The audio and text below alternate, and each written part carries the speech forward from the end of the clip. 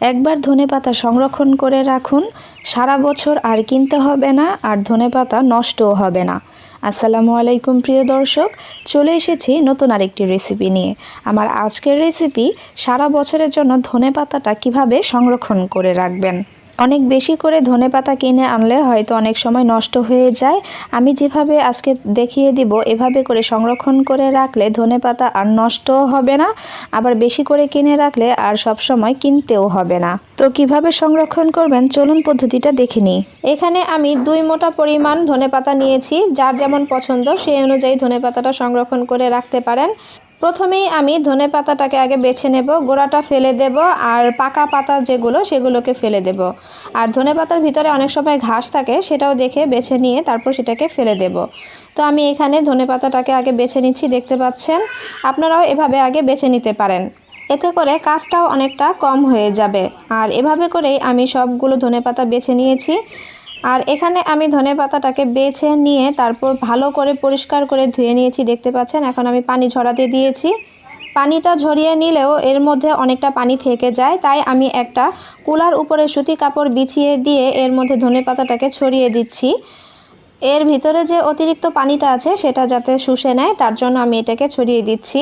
তো ছড়িয়ে দেওয়া হয়ে গেলে এখন এটাকে আমি ফ্যানের বাতাসে শুকিয়ে নিব। আমি রোদে দিয়ে শুকাবো না, এটা ফ্যানের বাতাসেই 30 মিনিট ধরে শুকিয়ে নিয়েছি, দেখতে পাচ্ছেন। অতিরিক্ত যে পানিটা ছিল সেটা একদম শুকিয়ে গিয়েছে। এখন আমি পরের ধাপের কাজগুলো করে নেব।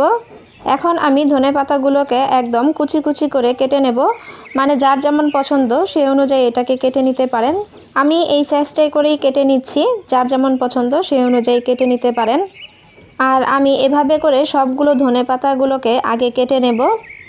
আমি যেভাবে দেখাচ্ছি এই স্টেপগুলো ফলো করলে আপনারা সারা বছরই এভাবে করে ধনেপাতাটাকে সংরক্ষণ করে রাখতে পারবেন। এতে ধনেপাতার কালার আর ঘ্রাণ খুবই ভালো থাকে। আর কথা বলতে বলতে এদিকে আমি সবগুলো ধনেপাতাটাকে কেটে নিয়েছি। এখন এটাকে আমি সংরক্ষণ করে রাখব। আর এরকম আমি মোটা ব্যাগ নিয়েছি, দেখতে পাচ্ছেন। এটাতে ডাল থাকে, সেই ডালের ব্যাগটা নিয়েছি আমি। এর মধ্যে আমি অর্ধেক পরিমাণ ধনেপাতা দিয়ে দেব, তবে বেশি চাপাচাপি করে রাখতে যাবেন না, এতে করে ধনেপাতার যে কালার সেটা নষ্ট হয়ে যাবে। একটু হালকাভাবে এটাকে রাখতে চেষ্টা করবেন। ওই মোটা জাতীয় ব্যাগ সবার ঘরে থাকে না, তাই আমি এরকম পাতলা পলিতেও রেখে আপনাদেরকে দেখাচ্ছি। আপনারা চাইলে ব্যাগের মাথাগুলোকে সিল করে দিয়ে রাখতে পারেন, তো আমি এখানে সিল করছি না, সুতা দিয়ে বেঁধে খুব টাইট করে বেঁধে নিচ্ছি যাতে বাতাসটা প্রবেশ করতে না পারে। আর বাঁধার আগে ভিতরে যে বাতাসটা থাকবে সেটাকে আপনারা বের করে দিবেন। তবে যেগুলো আর কি অনেক পরবর্তীতে খাবেন সেগুলোকে যদি সিল করে রাখেন তাহলে খুবই ভালো হবে। এটাকে তো আমি সুতা দিয়ে বাঁধলাম, আর এটাকে আমি বাতাসটাকে বের করে দিয়ে এর মুখটাকে শুধু গিট্টু দিয়ে দেব, কারণ এটা আমি আর এই কয়দিনের ভিতরেই খেয়ে ফেলবো। এখন আমি এই ব্যাগগুলোকে ডিপ ফ্রিজে রেখে দেব। আর ডিপ ফ্রিজে রাখলেই এটা সারা বছর সংরক্ষণ থাকবে। এটার কালার যে ঘ্রাণ একদম পারফেক্টভাবেই থাকবে। আমি আপনাদেরকে একটু দেখিয়ে দিচ্ছি। আমি এটা প্রায় 15 দিন আগে রেখেছিলাম, দেখুন এটা দেখতে কেমন হয়েছে। আর এটা সারা বছরই এমন থাকে। এটা যখন আপনি কোনো তরকারির উপরে দিবেন, এটার ঘ্রাণ ও কালার দুটোই পারফেক্ট থাকে। তো আশা করছি আমার আজকের রেসিপিটিও আপনাদের কাছে ভালো লেগেছে। ভালো লাগলে লাইক কমেন্ট শেয়ার করতে ভুলবেন না। বেশি ভালো লাগলে আপনার ফ্রেন্ডস অ্যান্ড ফ্যামিলিদের সাথে শেয়ার করে দিবেন। আবারও হাজির হয়ে যাব নতুন কোনো রেসিপি নিয়ে। সে পর্যন্ত সবাই ভালো থাকবেন।